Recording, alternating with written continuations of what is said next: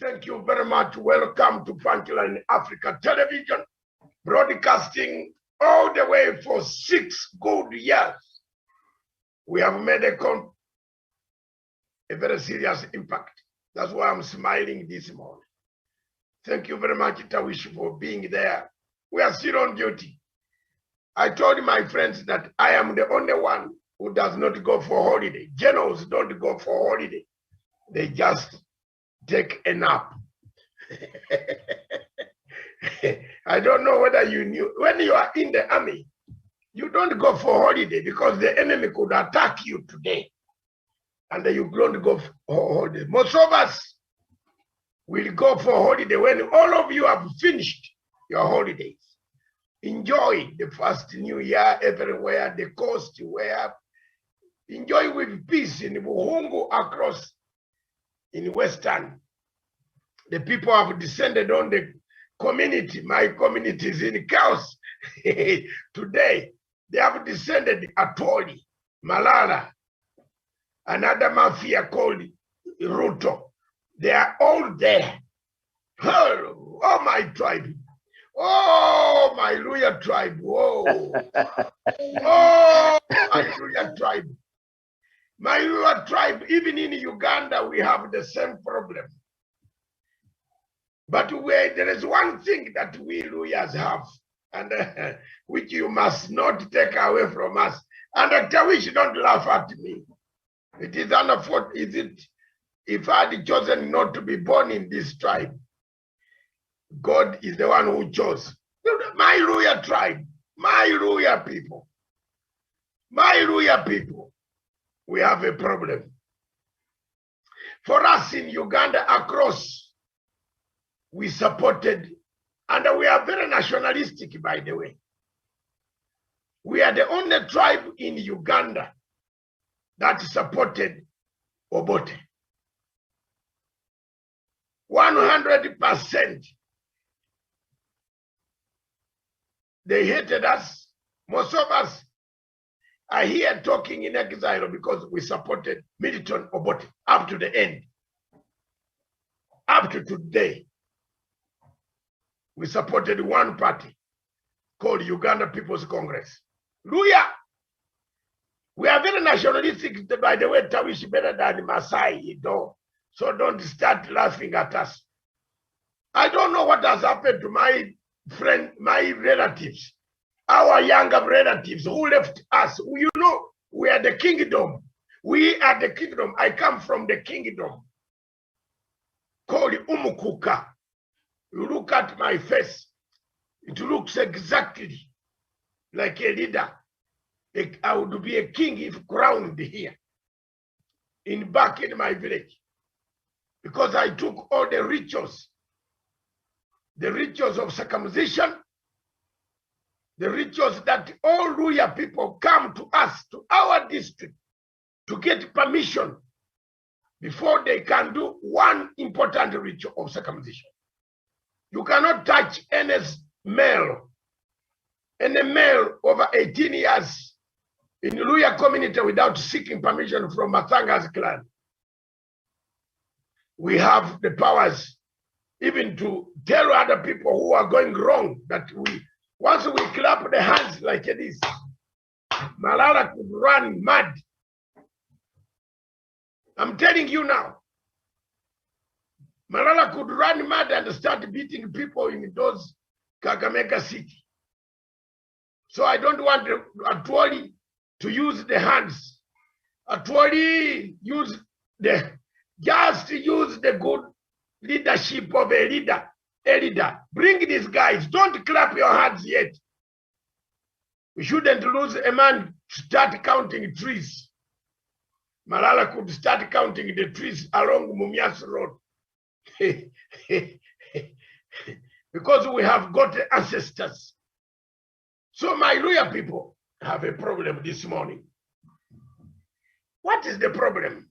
What made Luya to be as they are?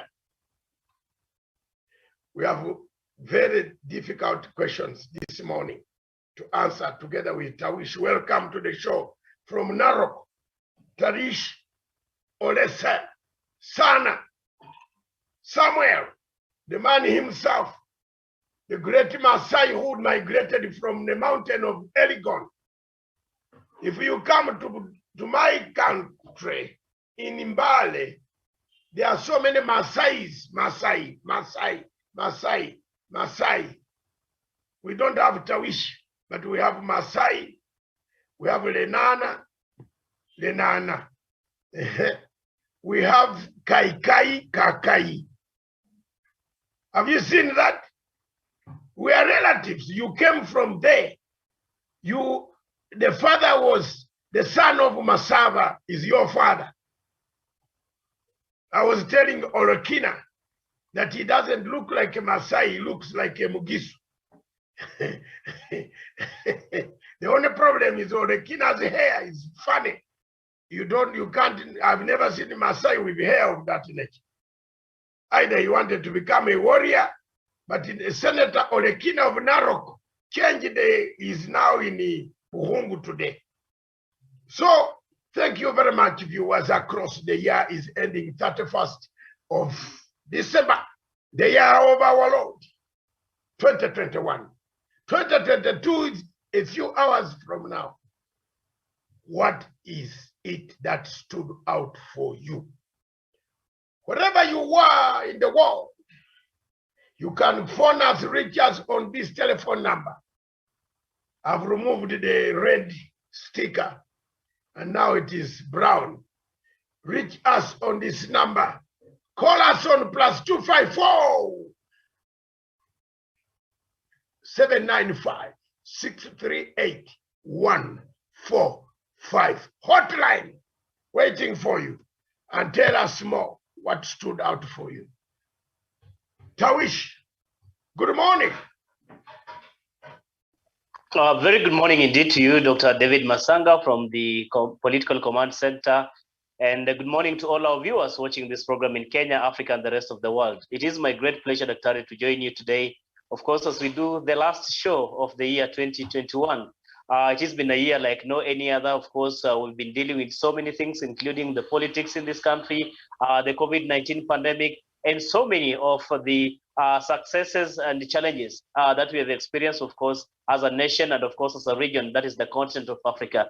And indeed, as we do an audit of what the year has been, and also looking forward onto what 2022 awaits for us, Dr. Masanga. And of course, as we do this, we do with the same, of course, resilience, with the same resilientness, and of course, with that very zeal that even 2022 comes with them equally successes, as we anticipate, of course, as to whether we are going to have the election in 2022 in Kenya or not, looking into the political jostling in the country. So many setbacks some politicians have really faced, Dr. And you've raised the issue of the Buhungu Stadium. I think it's going to be one of those mega events today, of course, as we mark the end of 2021.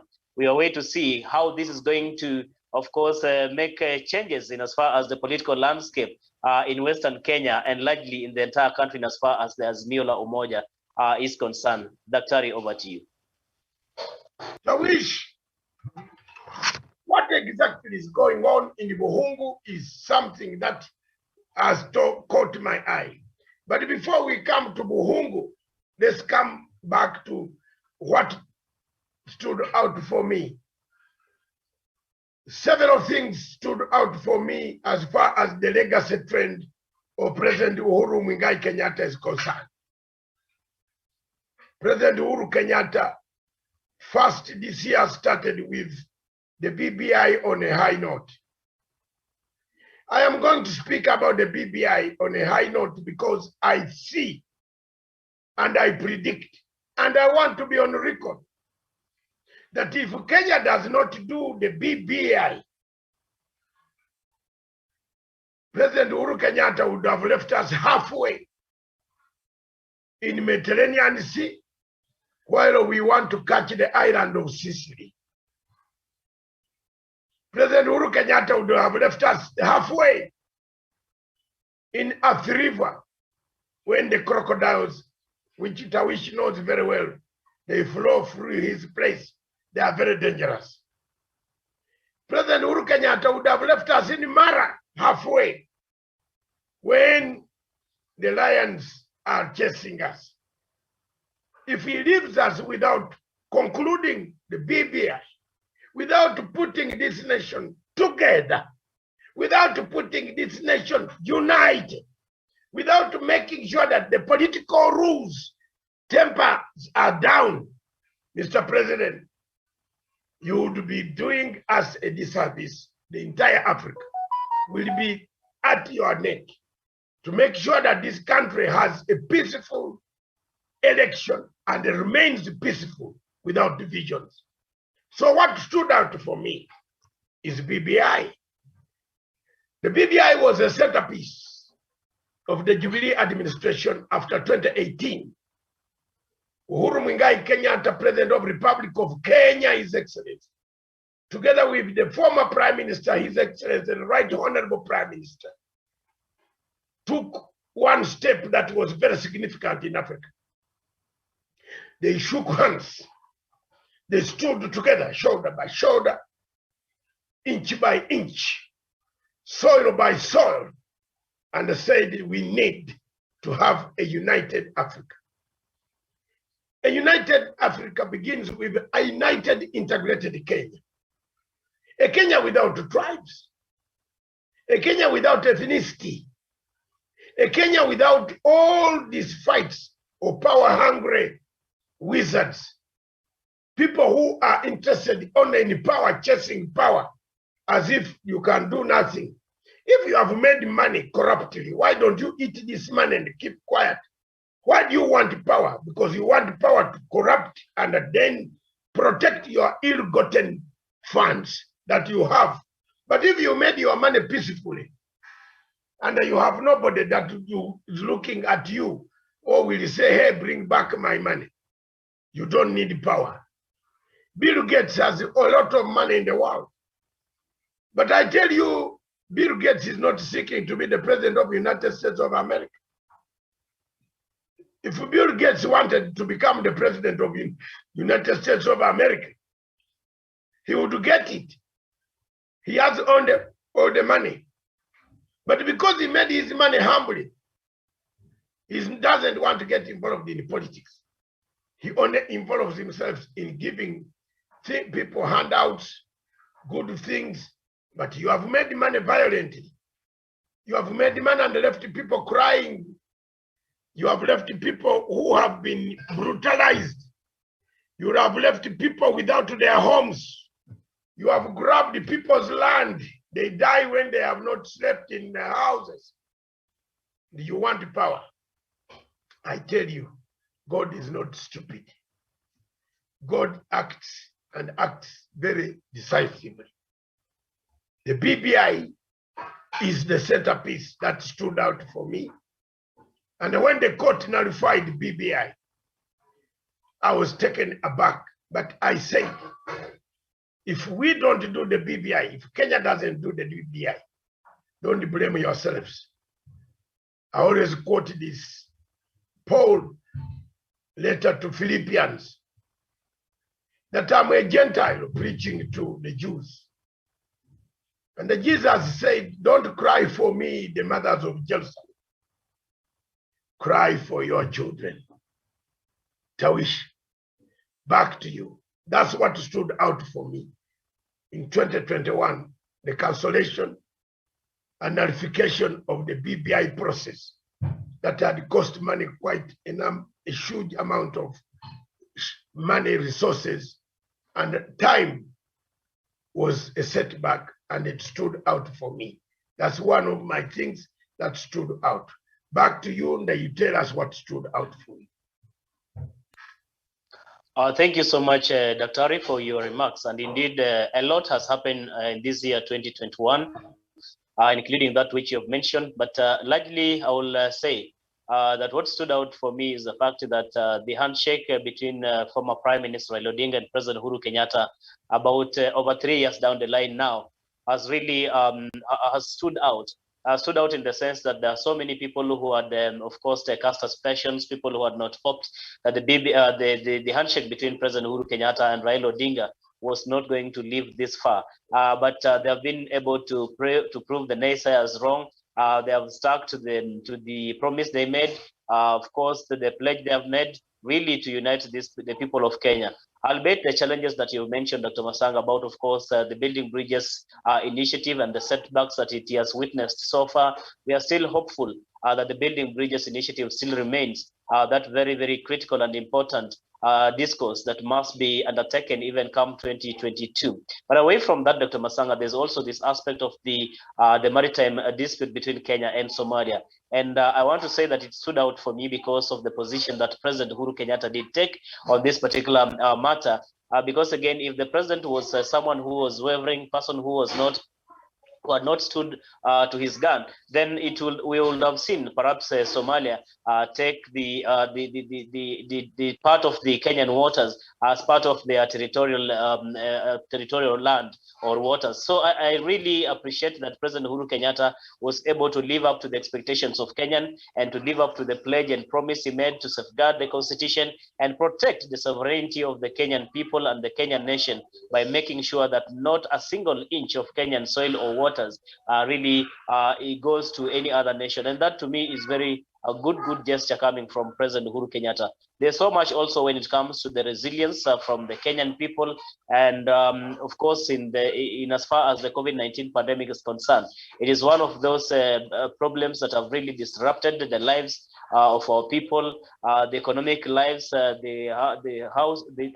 people have been carrying on with the activities in this country, and I hope largely in the entire world. But how people of Kenya were able to come up and be able to live up to the directives or the protocols given by the Ministry of Health in terms of putting on their masks, well, of course, wearing off their mask, sanitizing, ensuring that social distancing, and also a majority of people really are being encouraged to take the COVID-19 jabs is very, very encouraging, because again, this disease being mysterious as it is, the only way we can be able to deal and fight it is really to follow those MOH protocols. And I'm very, very happy that despite the challenges and setbacks, upheavals that we have faced, of course, several people have lost their lives. So many people have experienced so many upheavals in as far as this COVID-19 pandemic and the disruption that it has come with. But we have remained resilient. We have remained courageous and bold enough to be able to face life after it. And even as we get into 2022, it doesn't mean that as we cross, we are not crossing over with the COVID-19 pandemic. It's still with us here.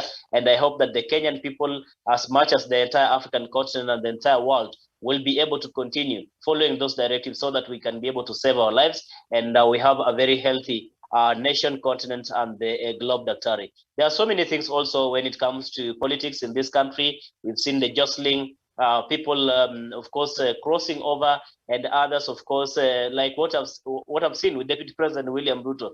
I mean, he had hoped so much that he has the mountain for his to lose in as far as the 2022 succession politics is concerned. But as time goes by, it is also that year that Raila Amolo Odinga, the ODM leader, one who is leading the Azimio la Umoja movement, has been able to climb the mountain. It is arguable whether he's reached the peak or not, but I can assure you, Daktari, that if elections were to be called today in Kenya, Raila Odinga will get a significant chunk of votes coming from the mountain region, a region that has always been viewed as very hostile to his presidential ambition. But this time around, things appear to be different. The people of the mountain appear to be embracing Raila Amolo Odinga's, of course, ambition for presidency. So, Dr. Masanga, these are just some of the things I will say really have shaped the 2021 for me, because again, these are things that in the past wouldn't have been imagined, leave alone even happening, that Raila Odinga can comfortably campaign and get so many of the supporters from the Mount Kenya region, including but not limited to elected leaders.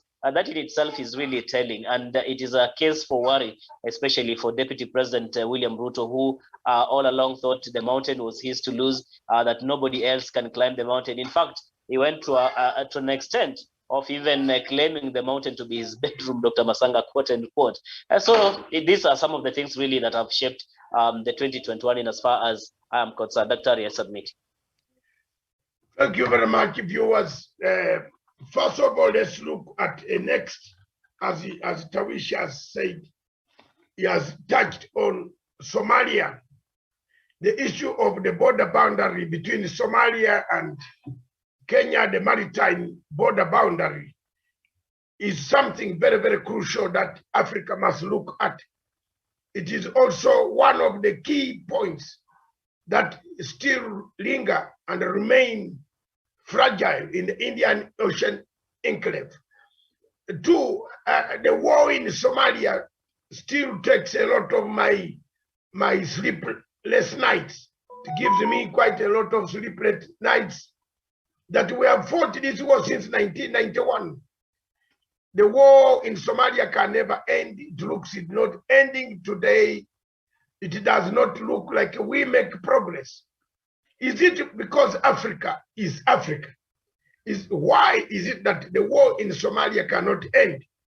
The Yugoslavian war took place much later than the one in Somalia, and it is ended. People in Yugoslavia have divided themselves in two groups. There is Serbia, there is Bosnia-Herzegovina, there is Albania. So many states have cropped up, and there is Montenegro. All these states have come out in Europe. Is it, Tawish, according to you, what stood out most for me, what bothers me most as a Pan-African, an African that looks at what can we do for this continent? What else can be done? One of the biggest obstacles of this continent is ignorance. We have more ignorant people than Europe, because almost everybody in Europe is not ignorant. They try to go to school. They try to learn their language. It's not only English. In most of the states in Europe, people have started learning. They want to know what Serbia stands for. That's why you see Serbian nationalism. In Africa, we don't. You look at your Facebook, for example. When you are on Facebook, what happens to you? When you are on Facebook, you are insulted. An African who doesn't even know the things that you are writing, he insults you. But the Bazungu and the white people and the Europeans use Facebook to expand the social sphere of influence, which is expanding across Europe, across America. Facebook, Twitter, TikTok, they have expanded Europe. But in Africa, we are ignorant. What kills us is ignorance. We have not even touched any single thing that helps Africa, surely. We always think of elections. You know, I was talking to Professor PLO a few days ago, and the PLO Lumumba told me that, David, one of the obstacles that Africa has is we think of elections, but we don't know. And I told him, does Africa understand elections? Ask any Ugandan. Ask any Ugandan, those who are shouting, even MPs, ask them, what is an election? No Ugandan MP will answer 10 out of 10. None of them knows what an election is. They just know you have to get money, go to the village, buy some busa or marwa or waraji or this, and make noise and say, I can do this, I can do this. That is not an election. They don't know what an election is. That's why most of Africa is in chaos, Tawish. And the viewers who are listening, I can see my sister listening from Mogadishu, where she is, or wherever she is. I don't know where she is today. For the first time after several years. Thank you very much, my cousin. I've seen you watching your brother, your big brother is here. And he's still talking. Look at that. I believe you are impressed with what I do and what I do for Africa. Thank you very much. Everybody in Africa, Tawish, talking and talking and talking. Doesn't know what an election is. Do you know what an election is, Tawish? What's an election? Why do you go to elect? For you, because you have been an anchor for so many years. you are going to answer what an election is. You are simply going to tell me it is the models of electing who should represent you. Do people know what representation is? What is the representation in Africa? Tell me. What is the representation? What? Is it a representation to go to the parliament and exchange blows? That is election. That's why everybody is running to Buhungu. Another group is running to Mumias. Another group led by a mafia called Ruto is busy in Western, confusing my tribe. You know, Waluya have been most of the most confused people, even in my country. We support people. We are nationalists. We don't discriminate. When Obote came to Mbale, to my district, and gave us his manifesto ideology, and they said, we want a Uganda without disease, ignorance, and poverty. That is what Obote and the UPC stood for. We bought the idea, Tawish. Up to today, some of us have not lost our cards. I got my card, in a membership card in 1968. I still have my membership card up to the time I'll go to the grave. Never will I change, because when I meet Obote in the grave down there, I don't want him to ask me, where is the card? Yes, people have condemned him of having been a very bad leader. But what are they? What are the people seeing now? Hallelujah. What are you seeing now in you? Where? Those who condemned those leaders, what are you seeing now? Yes. Time has come to ask, because they are gone. Obote is gone, but us who are persecuted, now we want to ask the question, why is, what are you seeing? Why are you talking? Why are you calling us? Oh, call. Oh, why are you not talking? What did you want us to do?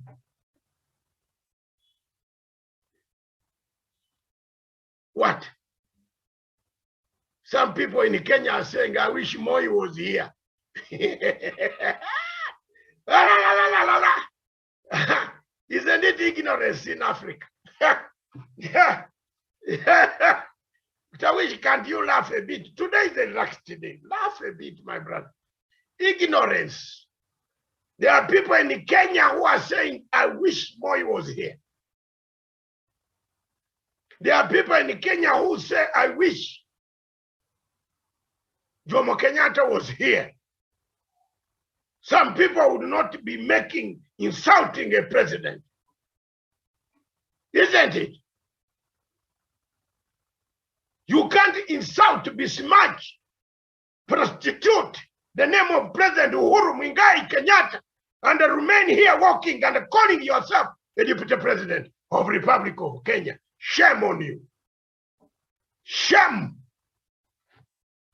What are you? You are just nothing. Haki ya Mungu for me, no. There are some people I can give respect, but not Ruto. I'm sorry. It can be, Tawish, you can even, you give him the respect, isn't it? I don't know whether you give. I give to the office, to the office, not to the individual. I can give the respect to the office or her, you have talked, but not to the person called William Ruto. Why? William Ruto is operating outside. Everything is wrong. He wants a divided Kenya, a mutilated Kenya. He's now in Western because Raila is holding a rally in Buhungu. So let me go and also divide some of these Luya stupid ones. Now some of the stupid Luya, let me go there. He has finished dividing Uhuru's backyard. Where Uhuru comes from, he has killed Uhuru's dream. He has made Uhuru be hated. by people in his own constituency. Yet when you come to Kenya and look through Kenya, if you drive through Kenya, bring those production team, show those roads. Show them. Show what Uhuru has done in the 10 years, 9 years he has been in power. He took over a very powerful situation of a constitution. A terrible constitution that was cut and pasted. Hallelujah. Then you find a man like a Kurekot saying that he's an expert, doctorate, alipata wapi, you're stupid. That he only went and cut and pasted, part and cut American constitution and printed it on Kenyan people. Where is the middle class here to enjoy? Is there a middle class in Africa? Where? Tawish, tell me where there is a middle class in Africa. Is there a middle class? We Do don't we have have a middle class in Kenya? We don't have that. Do you have a middle class in Kenya? What is a middle class? Hakuna. You have a middle class. There are some people in Uganda who call themselves, we are middle class. Which middle class in Uganda? Niambie. We have a thieving class. It's not a middle class. We have a thieving class that steals from the government money, kickbacks, and steals from the poor. Then it comes to say we are hustlers. How do you be a hustler when you have 10 helicopters? It's a thieving class, not a middle class. There's one good thing about the Kenyan corruption. Before I give way to Tawish, because Tawish, today is the last day you have to speak your mind war. I'm speaking mine. If they kill me, I go. I'm 66. Yeah, because I'm told Ruto is very upset with my statements. But I don't want to say it here. He prays the same Bible. He's an Anglican like me. We pray the same. At least, do you notice that every bishop that Ruto goes to dies? What happens? Is God refusing the message? Have you noticed that? The one in Garissa, everybody. We don't know when to die also. But it is a very terrible. You remember Kofi Annan? My sister who worked with Kofi Annan is here. I don't want to say bad words, because she was the secretary of Kofi Annan. She will get annoyed with me. So let me keep quiet. But Kofi Annan had bad luck everywhere. Every country that Kofi Annan visited had a war. Rwanda, Yugoslavia, Iraq, Kuwait. Have you seen? He left a legacy of a disaster, fate. I don't know how you call fate in Maasai land. If you can mention fate in Maasai land for our viewers and Swahili. Somebody who has bad luck every time. Even when he comes near your door in the morning, you don't feel like you're going out because a car will knock you. Or it's like seeing a black dog when you are going out of your gate and it crosses. Return your car and go back home. In Africa, we have those sayings. So across the continent, there were quite a number of interesting things. I have done my best on Nigeria. I have said Buhari in Nigeria needs to go. There is no Nigeria anymore. It is a place where there are animals being slaughtered every day. The Fulani are killing the Igbo. Boko Haram is killing people. Where is Nigeria? Where is Nigeria, the biggest population of 200 million people? A few days ago, listeners and those watching me, I was on one of the television stations of Nigeria, watched by 200 million people across the globe. And some of them said, oh, what happened in the Kenyan parliament? I told them that Africa does not need elections. China gives you money. Is there anybody in Africa who can show me Chinese MP?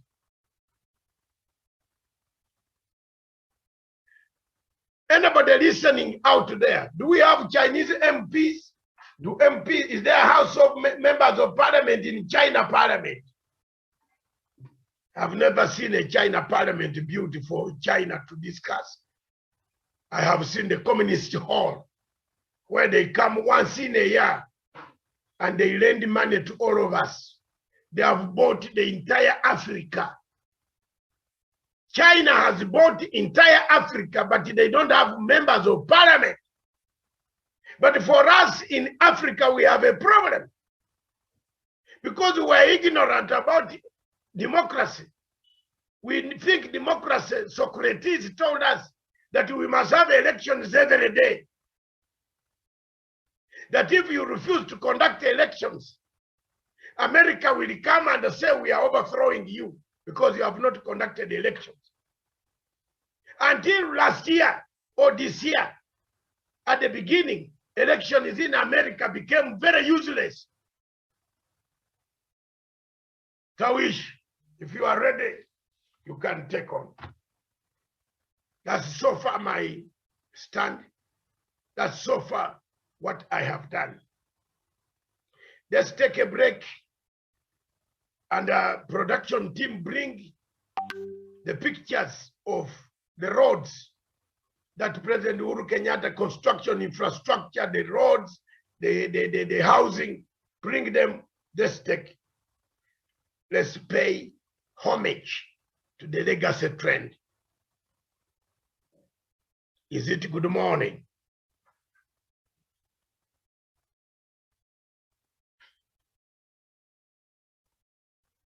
Production.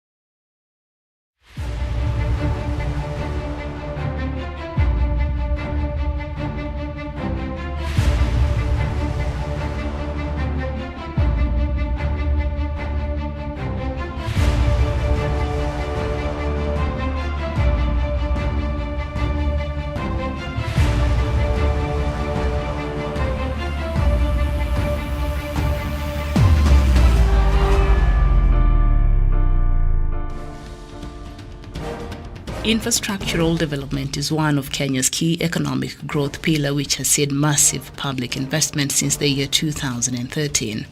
It is one of the integral sectors which President Kenyatta has spent his energies on since his election in 2013. Almost a decade later, the marvel of the president's dream can be seen in the form of standard gauge railway, the SGR, thousands of kilometers of inter-county highways, ports, expressways, among other ongoing mega infrastructural projects throughout Kenya. In July 2014, President Kenyatta launched his administration's grand infrastructural ambition to tarmac 10,000 kilometers of roads. By October 2021, President Kenyatta's efforts have landed Kenyans more than 10,000 kilometers of tarmacked roads, with many other road construction projects nearing completion throughout the country. Some of the grand road projects that have recently been completed are gradually turning many parts of the country into rich business destinations by easing transportation as well as directly and indirectly kickstarting investments in other sectors like the real estate. Lamu County, for instance, is gradually turning a new leaf as a real estate investor's paradise with the ongoing LAPSET project, which is expected to make the county one of the largest contributors to Kenya's gross domestic product, GDP, once fully operational. To further improve devolution and promote inter-county commerce, the government of President Kenyatta has also implemented various inter-county road construction projects, some of which include the 585-kilometer Mau Mau Road, the single longest road construction project to have ever been commissioned in Kenya since independence. The Trans-County Highway connects at least 6 counties in central Kenya. Construction of the Isiolo-Mandera Road, which is one of the Horn of Africa gateway development projects aimed at opening up Kenya's frontiers counties for business. Other major inter-county road projects include the ongoing dualling of 84-kilometer Kenol-Sagana-Marua Road. The project, which is slated for completion in June 2022, will link Northern Corridor from Nairobi to the LAPSET Corridor in Isiolo. The strategic highway will provide faster linkage for Murang'a, Kirinyaga, Nyeri, Machakos and Embu counties once completed. Also significant is the ongoing construction of the 113.5-kilometer Garsen-Way to Lamu Road, which is nearing completion. The road is a key transport corridor linking Ethiopia, South Sudan and Nairobi to the port of Lamu. To facilitate long-distance freight haulage to the hinterland, the government has also upgraded Kenya's rail roads, including 177.2-kilometer Nairobi-Nanyuki Railway, which is already operational. Also important, the revival projects of the 216-kilometer railway linking Nairobi and Kisumu is nearing completion, with expected cargo and passenger transport services anticipated to resume by the end of the year. The government is also building Nairobi's commuter rail network to ease travel for city residents, and part of the commuter rail construction include the creation of 10 new substations. The ongoing construction of the 27.1-kilometer expressway, which is soon being completed, will enhance transportation in the city by reducing travel times within Nairobi. The 27.1-kilometer project is the longest expressway in East and Central Africa, solidifying Kenya's position as a communication and transportation hub in the region. Public investments on infrastructure has been vital in providing direct jobs to many Kenyans. It has also stimulated growth in other sectors of the economy. For instance, within the 7 months of 2021, cement consumption hit a record of 4.1 million tons as the construction of expressway and other mega infrastructural projects hit top gear. Many mega construction projects have contributed to the growth in the sector, providing many jobs to Kenyans.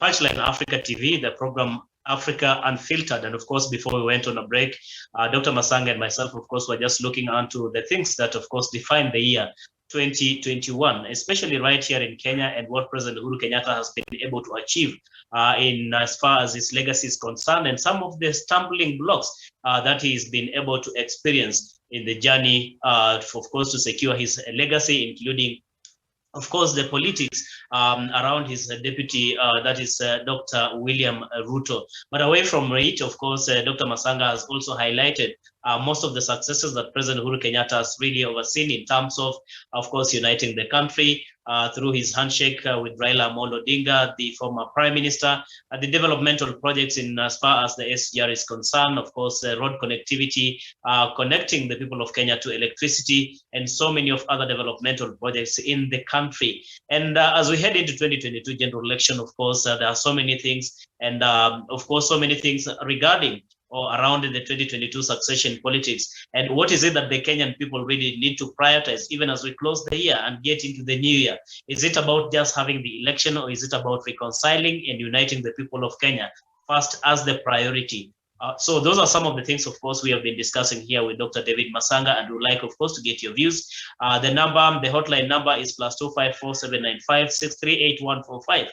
That is our number. You can call us in, and Dr. Masanga will be able to reply or respond to your calls. Also, you can send in your text, of course, via the Facebook, of course, our Facebook page, where we are streaming this particular broadcast live.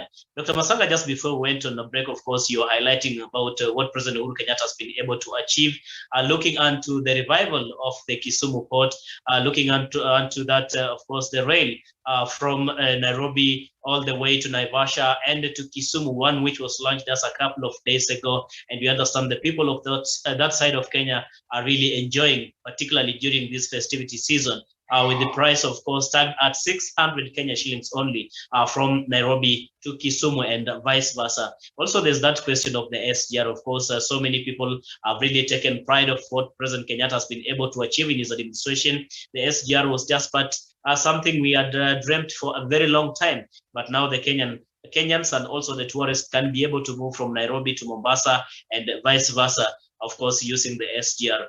Not to mention so many of the road projects that the president has been undertaking and continues to do, even as he goes on to his final stretch as the president of the Republic of Kenya. Those are some of the things that the president has been able to do. Also looking onto the agricultural sector, we've seen how he's been able to address the sugarcane farmers' woes, the tea farmers, the coffee farmers, the rice farmers, and so many of other sectors in the country. But again, we are asking, what is it that really stood out for you?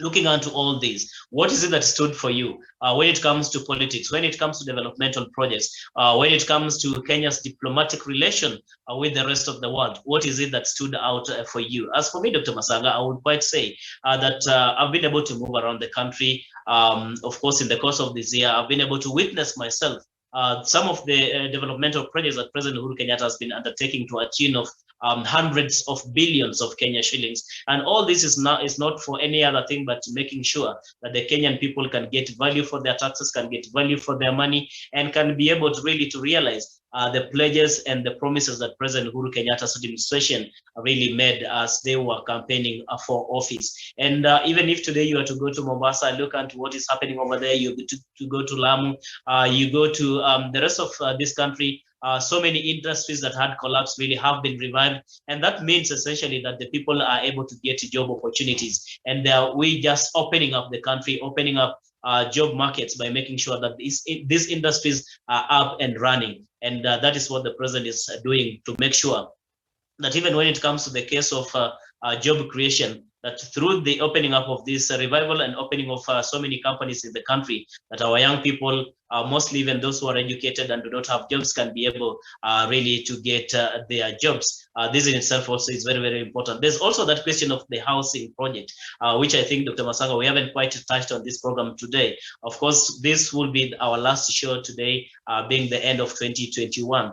We've seen President Uhuru Kenyatta launch so many of the housing projects, especially right here at the capital, Nairobi. And that in itself also means that the Kenyan people, especially living in the urban areas, are able to get affordable housing. And this is one of course, the flagship projects of President Uhuru Kenyatta, especially during his second term in office. So President Kenyatta really has achieved so much. And we only hope that even as we get into 2022, that the succession politics is not going to really to cloud every other agenda that the president has as he finalizes his term in office, that we are able to see the completion of the infrastructural projects, ranging from of course, the road connectivity, that they are able to be completed. And also looking onto other, of course, projects like, for example, the housing, we are able to do them. There's also a magnificent, for instance, a magnificent Nairobi Express Highway that comes from the JKIA all the way to this other side of Kikuyu. And these are just some of the things we are basically trying to look into and seeing what the president has been able to achieve. But Daktari, as I hand over to you, there's this one thing you will really, and anyone will really ask, had it not been for so much politicking around Deputy President William Ruto, who is a principal assistant to the president, what would have been the achievement of President Uhuru Kenyatta? What would have been the successes of President Uhuru Kenyatta had Deputy President William Ruto really stuck into helping him, into assisting him to achieve his dream and legacy and developmental agenda for this country during the time that he's been president from 2013 up to now, Dr. Masanga? Because this is very, very key, even in defining the coming general election and the succession presidential race. Dr. Masanga.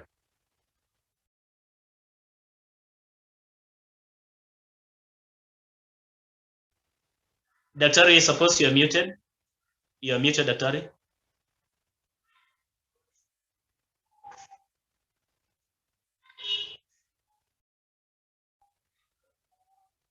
Well, I think Daktari is not able to, of course, to make commentary now. He has a technical hitch. But generally, what I'm trying to say is that even as we head into 2022 general election, these are some of the things really that must shape and define the succession politics in as far as who is the right person really to take over from President Uhuru Kenyatta.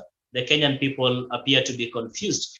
They are stuck or divided, of course, along political lines. Those who are supporting Deputy President William Ruto's presidential ambition, others who are supporting former Prime Minister Raila Odinga. We have the One Kenya Alliance on the other hand, a formation that hasn't quite even decided who is going to be the presidential flag bearer for the formation for the One Kenya Alliance, which is made up of ANC's Musalia Mudavadi, Ford Kenya's Moses Wetangula, of course, Kanus Gideon Moi, as well as, of course, Kalonzo Musyoka of the Wiper Democratic Movement. That is not to say we do not have other presidential candidates, although the 2022 succession presidential race has been beamed or famed as a two-horse race between former Prime Minister Raila Odinga, the ODM leader, and one who is leading the Azimio la Umoja movement. And on the other hand, of course, Deputy President William Ruto, the United Democratic Alliance leader. We are waiting to see how the politics are going to shape and form as we head into next year's general election, and particularly,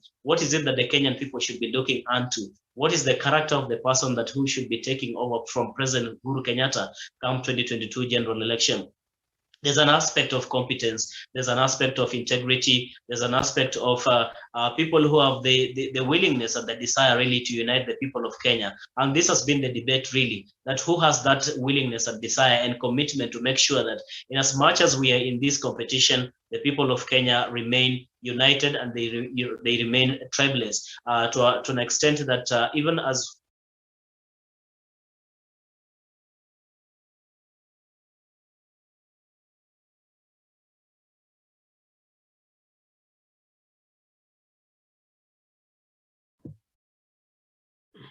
I can't hear you, Tawish.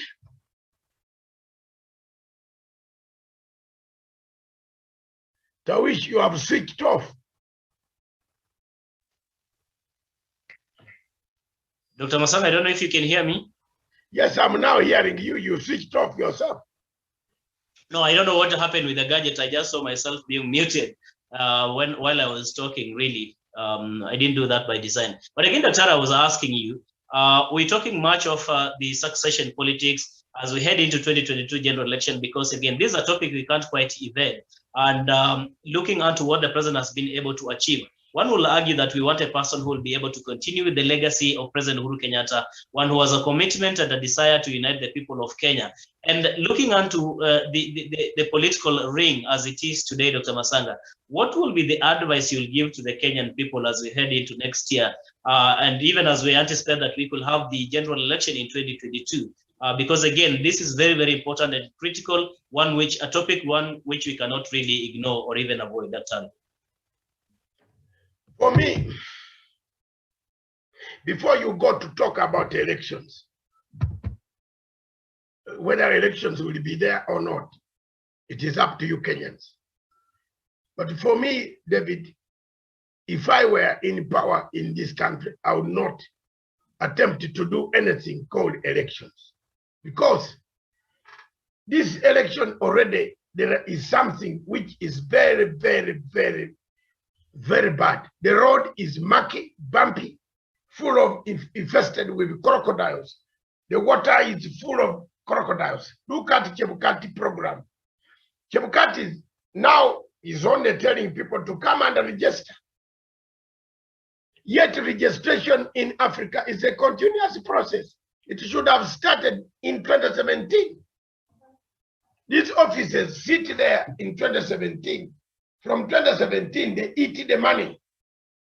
But they don't register people at all. They don't. They eat that money and they tell you we are registering people. We are working very hard in office.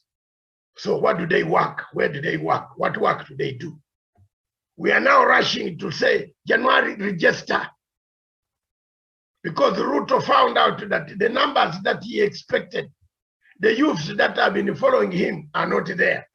So he talked to Chebukati. Chebukati went back to adjust the program. You remember? Because these numbers are not tallying up. The younger men who said they want wheelbarrows, most of them are not voters. They have not voted before. They have not registered. Another point that you are talking of election. Which elections? These ones, these are not elections. This is going to be a battlefield. People will be fighting. And I wish let's not lie to each other that there is any preparation until they do the BBI. And I believe President Uhuru Kenyatta over these holidays should come up with a practical strategy that can save this country from going into a worse sharp head, divided, mutilated by the, you see the party, you see those who started disturbing Mount Kenya, those who went to Mount Kenya and took Ruto to Mount Kenya are running away. Moses Kuria is from the constituency of South Gatundu, where President Uhuru Kenyatta comes from. He is the first person who started insulting President Uhuru Kenyatta. Madam Wangui Girich, a wife of my great friend Girich, the younger man, I worked with his father. His father was a great guy who saved us from Moise shackles. Most of the time. Some of us will not be here. But because of the late father of Ngirichi, we are here. No, not all of us have told our history of liberation of this country. Some of us have gone through the Nyayo chambers, the Nyati house, for reasons of politics. But these are the people who started taking Ruto to Mount Kenya. They have now distanced themselves. They have found out at last after they have damaged themselves. And by January, there will be very many people who will be running very fast because you cannot control the party, not to talk to others. You don't want anything. Why are they blocking this cooperation pact or parties? It's because they will be left isolated. Why don't they want an ideology known? Bring us an ideology of a hustler. And let's see who will register your party. Have you seen the whole thing behind it? A hustler by definition in a dictionary means Malaya. Isn't it? A man, a woman, or a man who sells himself for sex. So you wanted to register a party on the name of hustler. What is a hustler? A hustler is a Malaya. And when they talk about Malaya, you think they talk about only women. No, even men are Malayas. Am I wrong? Am I wrong, Tawish? You're right, Dr. You are an English guy. You know, you very senior presenter. You have been there all the time, even asking me very hard questions at times. Those days on your television stations where you were working. A hustler, an ideology of a hustler. That's why Duale, with his little knowledge, because Duale did not go to school straight. He went through cameras and camels. Is it camels? Yes, he knows how to count camels, how many camels he has. He tells people he's very rich. He was very poor, but luckily enough, he's made money through the sugar smuggling that takes place around the Garissa, Somalia borders, and he's made money. And they have turned on Uhuru. Uhuru has been very good president. Uhuru is a good president. Tawish, Uhuru is a very good president. You can't do those type of things in some African countries, surely. You can't go on insulting a president, pointing fingers at him. And then you walk around and then you find him, you smile. Some countries, you can't. Even in Britain, you can't go on insulting the Queen on national television. They will switch you off. Isn't Britain a democracy which taught us democracy?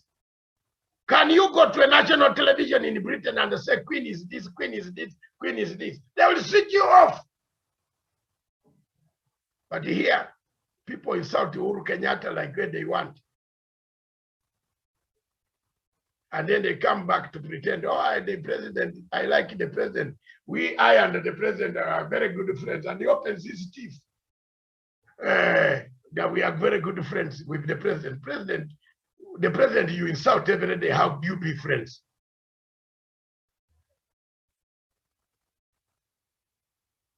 Thank you, Tawish.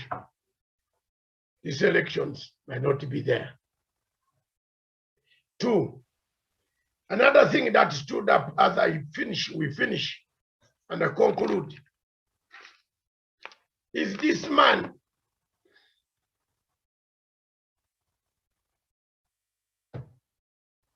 called Paulo Gicheru. For me, Paulo Gicheru stands out as a very interesting man with ICC. The strategy of Paulo Gicheru, call it, people are not seeing the ramifications. But the ramifications are coming around February when we glue ourselves to the hearing. How Ruto finished witnesses. Because now it is Ruto's evidence that is on trial. The courts, isn't it, my friend? The courts have accepted Ruto's evidence to be on trial. Believe me or not, Tawish, we have a problem. That man, Paulo Gicheru, stood out for me very well. Whatever intentions he had to clear his name, I think it is the DP should take one step back because Karim Khan is having a very rough time. Is being told to take away, to resign from this post in 2022 before the case starts. There are people who have already written documents, I am told, and they are on the chief prosecutor to go. Because it is Karim Khan who will be on trial, and he is the chief prosecutor. You can't rule out him knowing more about the case because he's the boss of the department. So he will know something about the case. And there are people telling him to step aside, let the case be cleared, finished, then he can come back. So things are not working very well. And there are people here who think it is a joke, but it's coming. So for me, that one of the Paulo Gicheru stood out as one. It teaches us lessons that listen to experts, don't listen. If you're a grave digger in Africa, dig the grave. Don't become an architect. I've made myself clear, Tawish, that a grave digger become an architect, the building will collapse. Africa will not be the same. Remain a grave digger. Grave digging is a very expensive exercise in Britain. For you to learn how to dig graves, you must have a master's degree. Because this is the final resting place for human being on earth. You must know how to design them properly. And that is exactly what I'm talking about. Experts who are non-experts on ICC became experts. But it is very important now to see the direction the case is taking. Maybe somehow Mr. Gicheru will opt for a quick way by pleading guilty quickly and go home. Why should I waste time when there is that incriminating evidence? It's better not to waste the court's time, to allow the court to be lenient to you, plead guilty. So it will boomerang that the people mentioned as those who abated, to abate, to frustrate, to obstruct. Under Article 70, it's very difficult for the person I choose to win a case. The cases of Thomas Lubanga, the cases of Bemba are a good example where Bemba's lawyer ended up with Bemba in the same cell. They were all arrested. So if I were Ruto, these things are working internationally, which he might not control, because he has Karim Khan thinking Karim Khan is under very big pressure to be removed. There are agencies that are saying they are not funding ICC if he's still there. And it is because of the case of Ruto that Karim Khan could lose his job. Because the evidence has been brought in court. And they are now refuting what Karim Khan said were lies. They are proving that they were not lies. So how, Tawish, tell me, how do you stay there and remain a chief prosecutor? How? So Ruto, instead of Ruto running around that he's meeting people in Western, let him sit down with his lawyer and see the implications. The implications coming for him in January, February, they are very big. There could be a warrant of arrest. Because now, once you are now found, there's no summons. It's a warrant of arrest. There's no summons. So if I were Ruto, I would think first. He thinks money and bribing people around here will save him. The warrant of arrest, once it comes, because now once you are mentioned, the deputy chief prosecutor Stewart will go for the warrant of arrest. And Kenya will have a warrant of arrest. Forget about the summons when they were there on summons. The warrant of arrest will arrive here. And that warrant of arrest will change your dynamics of politics of the Republic of Kenya. I submit. Very well, thank you so much, Dr. Ari, and thank you for those remarks. It's really been a great year, it's been a great show, and we want to take this opportunity to thank each and everyone who has always made this a success, including, of course, all our guests and colleague panelists every other time we've had this programming. And also to our viewers, those who watch us and make a commentary on all the programmings that we have been doing. Indeed, it's been a great, it has made a great impact and contribution, of course, to our success this far. Not forgetting, of course, our technical crew at our headquarters also in Nairobi. Thank you so much for everyone. Dr. Masanga, I think this is the moment really to wish everyone and all our panelists and the guests a prosperous 2022. And yourself, Dr. Masanga, of course, as we wind up the year, let's look forward to a very successful year in 2022. Asante sana, Daktari. Thank you very much, Tawish. I want to take this opportunity to thank all. And this is my take. Production take the tech, a small tech. Dear viewers across the globe, those who have been watching us for the last 6 years. Dear supporters who have supported me on this journey since I created the first digital television online in Kenya. I was the first one. This is the first TV online, and some of the people who did not understand what it was, even someone who claimed to have gone to America and studied, said, what type of TV is online? Why don't you go on? Why don't you go on TV? I said, I am a TV online.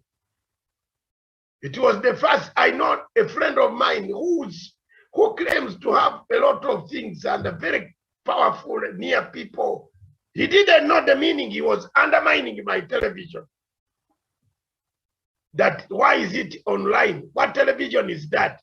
Even he went to the extent of backbiting it so that it collapsed. But I kept quiet. I kept on working. I kept on presenting.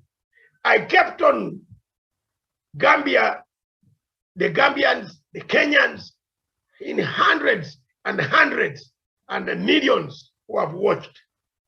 I want to thank you. I want to thank you all for the support.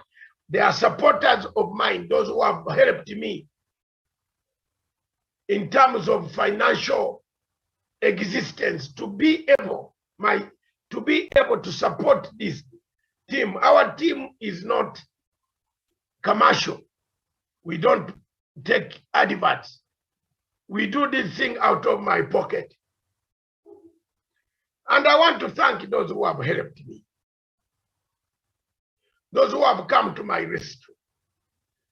At times when I don't have even enough food to eat. At times when I am under pressure. I want to thank you all. Those I cannot mention on this television publicly. I thank you very much. I want to take this opportunity to thank the people of Kenya. I want to thank the government of Republic of Kenya headed by His Excellency President Uhuru Muigai Kenyatta. Sir, thank you for allowing me to speak. After all, speaking and educating the masses is not a crime. I've spoken for the last 6 years. Mr. President, thank you very much. We have won elections. I want to thank the people of Biafra. I want to thank you very much for the support. One of my programs that I did with Namdi Khan. But I want to caution that had I known Namdi Khan was in Kenya, I would not have interviewed him. It also brought ramifications. But time and time has passed, people have understood exactly what took place. As we are independent, we are not involved in any form of intrigue. We did not know what was going on. Buhari is known for kidnapping people. I want to thank you again, all of you, for what you have done, contributed. I want to thank my partners in South Cameroon Broadcasting Corporation, the satellite providers in Berlin, who have stood by me, whom I've been paying on a daily basis, on a monthly basis. I want to thank you. I struggled for the last 6 years making payments from my pocket to sustain on a satellite. But for the betterment of this continent, Africa, I want to thank you. I want to thank God, lastly, God, for having kept me alive. I've gone through quite a lot. It's a story that I cannot tell here today. But I want to thank friends who have helped me to be here, to be alive, to be able to talk. My friends, my friends, my friends, you are my friends. You are my friends. I will never, at any hour, forget the contribution you have made towards my being where I am together with Almighty God. I want to thank all the people that have stood the pain of losing their loved ones, especially friends, President Magufuli, Kirubi. These were dear friends near me that I lost. Magufuli was a great friend, a great Pan-African friend. Kirubi was a very good, great friend during the ICC days. He even found me paying a bill in Radisson Blue in Addis Ababa. He said, take back your money. He paid a bill for 2 weeks for me to stay in a Radisson Blue, or take that money and go back home after my assignment. Such people are rare in this world. I want to thank the people of Zimbabwe for having listened to all these programs and changed and struggled to make sure that President Emmerson Mnangagwa remains, develops, engages. I want to thank the British government also for having accepted some of our silent maneuvers to allow President Mnangagwa to visit the United Kingdom, to re-engage with the British authorities, to bring back Zimbabwe to the Commonwealth, and to bring back Zimbabwe to the British establishment, to avoid the Chinese takeover in Zimbabwe. I have done it. Quietly, sir, His Excellency, President of the Republic of Zimbabwe, thank you. His Excellency, the President Uhuru Muigai Kenyatta, thank you. And the other heads of state in Africa, friends of mine, Madame Sururu, thank you very much. The generals in Khartoum, thank you very much. The fighters in Tigray and in Ethiopia, and Dr. Abiy, thank you for seeing the route of dialogue. I'm happy. The leaders of BOB of Biafra, thank you. We are together. We shall struggle and get our country, Biafra, one day. The people of Cameroon, of Amazonia, have stood for you, by you, up to the end, until you get a state of Amazonia. I want to thank President Museveni of Uganda for the role he played on COVID-19, for saving millions and millions of Ugandans from perishing. At this hour, enmity is not the determination. Credit is the determination. We disagree on a number of things, but we'll give a credit where an opponent has said, has scored. I want to finally cry for the people of Libya, who might not see any peace at all. They are engulfed in a war that has destroyed that country. Finally, I want to thank the British Prime Minister, Her Majesty's government, for keeping some of us when we did not have states where to belong. Thank you, Her Majesty's government and the people of Britain, for the courtesy, the nasty, and the steadfastness you have shown to people who deserve that type of gratitude or help. Thank you. And to all the Kenya government officials, we want to thank you to continue to keep refugees, give them asylum. Refugees are not human. Refugees end up to be better, great people one day. I am an example of them. Thank you very much. Thank you, all of you. All my staff of Punchline Africa Television, thank you very much. Remember to look after yourself over this festive days so that you return to work next week. Remember to get your vaccination certificates so that you can show them at the gate before you come in. Remember to look after yourselves because I will need them before anybody comes back. And remember to avoid COVID regulation, COVID, as it is now a mandatory for us to mix ourselves with people who have been vaccinated. Thank you very much. Keep the protocols. And I thank all the people who have, in one way or the other, impacted, changed my life, helped my life, helped me to be where I am.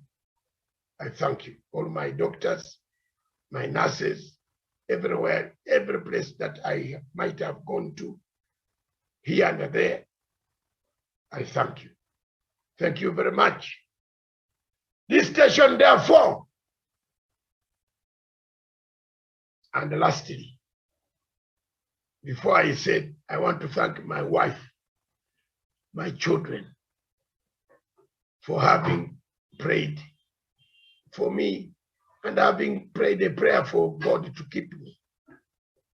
My wife, thank you very much.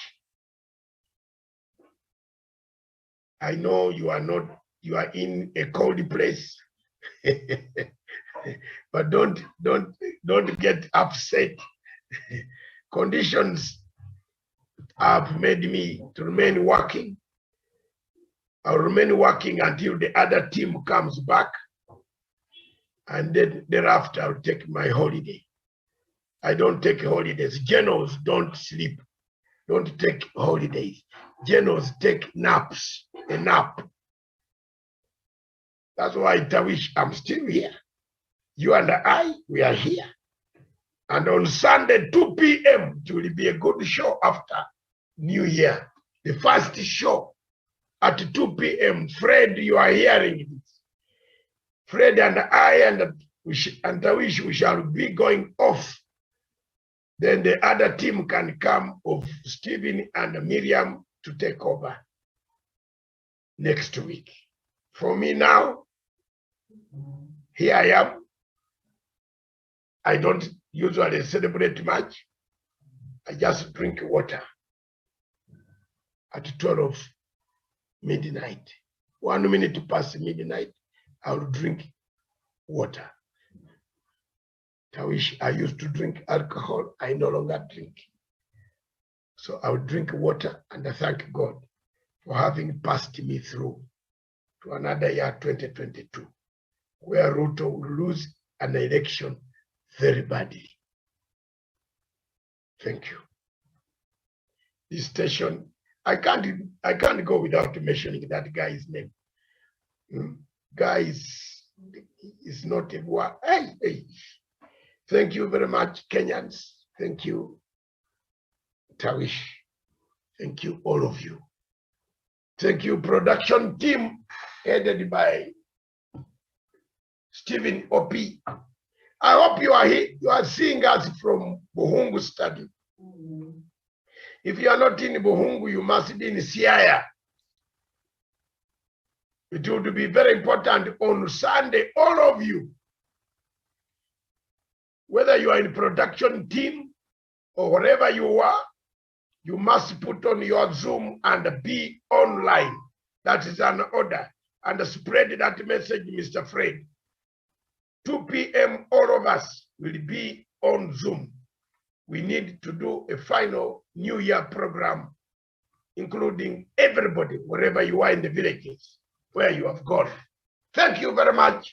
This is the Political Mobile Command Center, which will be stationed in Machakos over the New Year. Thank you very much. God bless you.